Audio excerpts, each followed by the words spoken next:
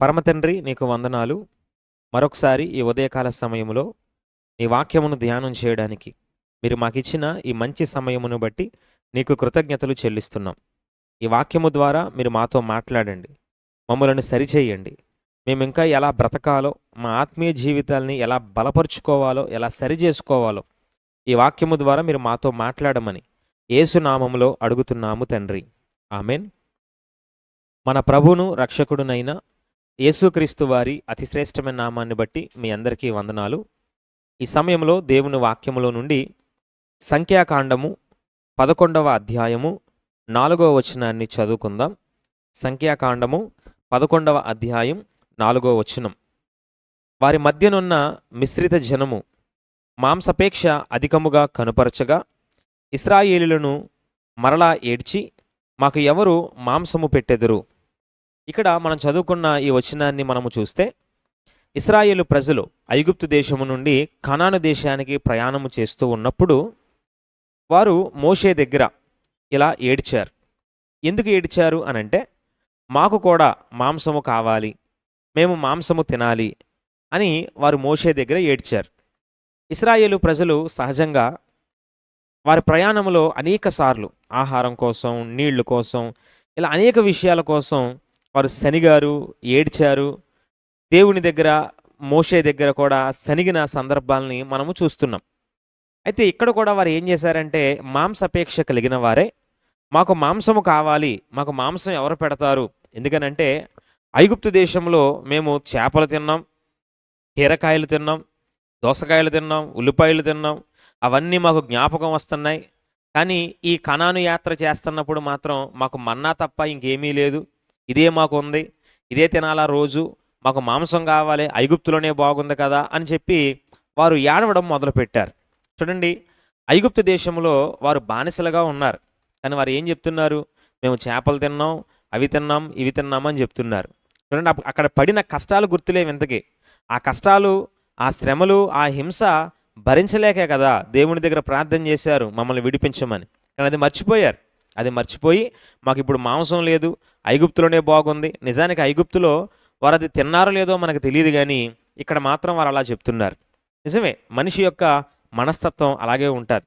అయితే వారు అలాగా ఏడ్చినప్పుడు, అంటే మాకు మాంసం కావాలి అని ఏడవడం మోషే దృష్టికి కూడా చెడ్డదిగా కనబడిందంట. మనం అదే అధ్యాయంలో 10వ వచనంలో మనం చూస్తాం. వారి యొక్క ఏడుపు, వారి మొర మోషే దృష్టికి కూడా చెడ్డదిగా కనబడింది. అయితే దేవుడు ఏం చేశారనంటే, వారు ప్రార్థించినట్లుగా మోషే వెళ్ళి వారి పక్షమున్న దేవుణ్ణి అడిగినప్పుడు దేవుడు వారి కోసం పూరేళ్లను పంపించి వారికి సమృద్ధిగా మాంసాన్ని ఇచ్చాడు. వారు తిన్నారు. ఆ మాంసం ఇంకా వారి నోట్లో ఉండగానే అందులో చాలామంది తెగులు చేత చనిపోయారు. ఇది మనందరికీ తెలిసిందే. అయితే అసలు వీరికి మాంసము తినాలన్న ఆ ఆశ ఎందుకు వచ్చింది అనంటే, అక్కడ వాక్యం చెప్తుంది, వారితో పాటు వారి మధ్యలోనున్న, అంటే ఇశ్రాయేలు ప్రజల మధ్యలోనున్న మిశ్రిత జనము మాంసపేక్షను అధికముగా కనపరిచారు.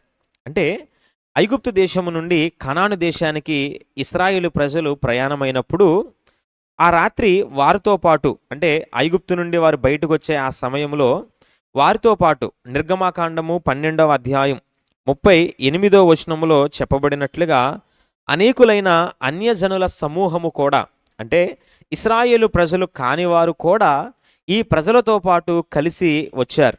వారు కూడా ఐగుప్తు నుండి బయటకు వచ్చారు. వారు కూడా వీరితో పాటు ప్రయాణం చేస్తున్నారు. అయితే ఈ ప్రజలకి మాంసము తినాలన్న ఆశ వచ్చింది.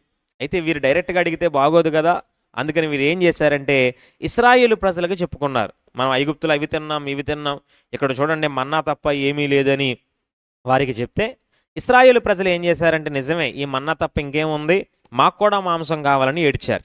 అంటే ఈ మాంసాపేక్ష అనేది ఇశ్రాయేలు ప్రజలకి పుట్టినది కాదు. వారితో పాటు ఉన్న మిశ్రిత జనము ఎవరైతే ఉన్నారో, ఇశ్రాయేలు ప్రజలు కానివారు, దేవుని ధర్మశాస్త్రానికి లేదా దేవుని నిబంధనకి దూరముగా ఉన్న ప్రజలు ఎవరైతే ఉన్నారో వారికి ఈ ఆశ పుట్టింది. దాని వలన ఇశ్రాయేలు ప్రజలకు కూడా ఆశ కలిగి వారు దేవుణ్ణి అడిగారు. కానీ అది వారికి మాంసం అయితే ఇచ్చింది, కానీ మాంసంతో పాటు వారి మీదకి తెగులును కూడా తీసుకొచ్చింది. ఈరోజు ఈ సందర్భాన్ని బట్టి మనం నేర్చుకోవలసిన పాఠము ఏంటనంటే, ఈరోజు ఈ భూమి మీద మనము జీవిస్తున్నప్పుడు మనము ఉంటున్న చోట, పనిచేస్తున్న చోట, చదువుకుంటున్న స్థలంలో, లేదా మన చుట్టూ చాలామంది ప్రజలు మనకి కనిపిస్తారు. అందులో కొంతమంది దేవుని ఎరిగిన వారై, దేవుని వాక్యానికి లోబడి, దేవుని చిత్తానుసారంగా బ్రతికేవారు ఉంటారు. కొంతమంది దేవుడంటే తెలియని వారిగా, దేవుని వాక్యానికి దూరంగా, ఈ లోకానుసారంగా బ్రతుకుతున్న వారు కూడా చాలామంది మనకు కనిపిస్తారు. అయితే ఈ లోకానుసారంగా బ్రతుకుతున్న వారు ఎవరైతే ఉన్నారో వారిని చూసి వారికిలాగా మనం కూడా ఉండాలని, వారి వంటి ఆశలు, వారికి ఏది ఇష్టమో ఆ ఇష్టాలు, వారి యొక్క విధానాల్ని మనము కూడా పాటించడం, ఆ ఆశల్ని మనం కూడా కలిగి ఉండడం, వారికి వలె మనం కూడా బ్రతకడం అనేది మనకి ఏమాత్రం కూడా మంచిది కాదు. అది మనకి ప్రమాదకరమైందే. ఎందుకనంటే ఈ ఇశ్రాయేలు ప్రజలు కూడా వారితో పాటు ఉన్న ఆ మిశ్రిత జనాంగానికి వచ్చిన మాంసపేక్షను బట్టి మాకు కూడా మాంసం కావాలని అడిగారు. అది దేవునికి చాలా కోపాన్ని పుట్టించింది. తద్వారా వారి మీదకి దేవుని యొక్క ఉగ్రత అనేది వచ్చింది. అంటే ఇక్కడ మాంసం కావాలంటే దేవుడు వారిని చంపేశాడా అని అంటే అది కాదు. వారు ఏం చేశారు? మేము ఐగుప్తులో అవి తిన్నాం, ఇవి తిన్నాం. దేవుడు శ్రేష్టమైన ఆహారాన్ని వారికి ఇస్తున్నాడు, మన్నాని. ఆ మన్నానేమో చులకనగా, అంటే చిన్న చూపు చూసి ఇది తప్ప ఇంకేముంది ఇక్కడ అన్నట్లుగా దేవుడు వారిని పోషిస్తున్నా సరే దేవుని మీద వారు తిరుగుబాటు చేసినట్లుగా మనకు కనిపిస్తుంది. నిజానికి ఆ ఆశ ఆ మిశ్రిత జనాంగం వల్ల వచ్చింది. కాబట్టి ఈరోజు దేవుని ప్రజలుగా మనం చాలా జాగ్రత్తగా బ్రతకాలి. ఎందుకనంటే మనము ఎవరిని చూసి, అంటే ఈ లోకానుసారంగా బ్రతుకుతున్న వారిని గనక చూసి వారికి ఉన్న ఇష్టాలు, వారి ఆశలు, వారి విధానాలు, వారు నడుస్తున్నట్లుగా అలాగే మనం నడుస్తాం, అలా మనం కూడా చేయాలి, అలా మనం కూడా బ్రతకాలి, అవి మాకు కూడా కావాలి అని కోరుకోవడం మనకి ఏమాత్రం కూడా క్షేమము కాదు. కాబట్టి మీరు ఎక్కడున్నా సరే, మీరుంటున్న చోట, మీరు పని చేస్తున్న చోట, చదువుకుంటున్న చోట, మీకు ఎంతమంది కనబడుతున్నా చూడండి, ఈరోజు ఎవ్వరి భయం లేకుండా లోకంలో తమకు నచ్చినట్లుగా ఎవ్వరికి లోబడకుండా ఇష్టానుసారంగా బ్రతుకుతున్న వారు చాలామంది మనకు కనిపిస్తారు. కానీ అలాంటి వారిని చూసి మనం ఏమాత్రం కూడా ఇన్స్పైర్ అవ్వకూడదు. వారిని చూసి నేను కూడా వారిలా బ్రతకాలనుకోకూడదు. అలాంటి వారికి అది చాలా ప్రమాదకరం. కాబట్టి మీరు అలా కాకుండా మీ జీవితాలు ఎప్పుడూ కూడా ఎలా ఉండాలంటే మనము దేవుని వాక్యానుసారంగానే బ్రతకాలి. భక్తులు ఎలా బ్రతికారో అలాంటి మాదిరికరమైన జీవితాన్ని మనం కలిగి ఉండాలి తప్ప ఈ లోకాన్ని చూసి మనం ఏమాత్రము కూడా ఇన్స్పైర్ అవ్వకూడదు. ఈ లోకము ద్వారా ప్రేరేపించబడేవారిగా, లోకాశలను వెంబడించేవారిగా, లోకములో దేవుడి లేని ప్రజలు, దేవుడిని ఎరగని ప్రజలు, దేవుని వాక్యానికి విరోధంగా బ్రతుకుతున్న ప్రజలు ఎలా బ్రతుకుతున్నారో మనము అలా ఉండడం అది మనకి ఏమాత్రము కూడా మంచిది కాదు. అంటే అలాగని వారికి దూరంగా ఉండమని దేవుని వాక్యం చెప్పట్లేదు. వారితో మనం సహవాసం చేయాలి, వారిని మనము ప్రేమించాలి, వారితో మాట్లాడాలి, వారితో కలిసి పని చేయాలి, అన్ని విషయాల్లో వారితో మనం స్నేహంగా ఉండాలి, సహవాసం చేయాలి. కానీ వారి విధానాలని, వారి ఇష్టాలని, వారి ఆశల్ని, వారు ఎలా బ్రతుకుతున్నారో మనం అలా బ్రతకడం అనేది మనకి ఏమాత్రం కూడా మంచిది కాదు. మనము లోకంలోనే ఉంటాం, కానీ లోకానికి వేరుగా మనం బ్రతకాలి. లోకంలో ప్రత్యేకింపబడిన వారిగా మనం బ్రతకాలి. మనము దేవుని వాక్యపు యొక్క విలువని, దేవుడు మనకు నేర్పించిన ఆ నైతిక విలువల్ని మన జీవితం ద్వారా, మన క్రియల ద్వారా ఎదుటి వారికి మనం చూపించేవారిగా ఉండాలి.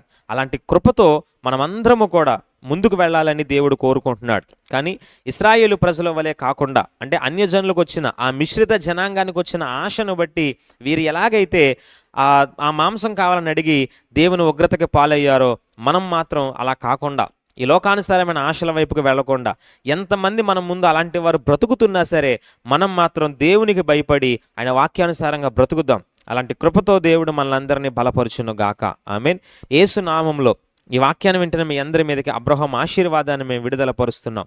మీలో ఎవరైతే బలహీనులుగా ఉన్నారో యేసు నామంలో ఆయన స్వస్థపరిచే ప్రభావం మిమ్మల్ని స్వస్థపరచును గాక. పరిపూర్ణమైన ఆరోగ్యము, స్వస్థత కలుగును గాక. ఈ దినము మీరు చేస్తున్న పనులు, ప్రయాణాల్లో దేవుడే తోడుగా ఉండి క్షేమము, నెమ్మది, సమాధానము, సమృద్ధిని మీకు అనుగ్రహించును గాక. దేవుని కృప మనందరికీ తోడుగా ఉండి ఆయన ఆత్మచేత మనల్ని నడిపిస్తూ బలపరుస్తూ ప్రభు రాకడ కోసం దేవుడు మనల్ని అందరినీ సిద్ధపరచును గాక. యేసు నామములో అడుగుతున్నాము తండ్రి. ఆమేన్.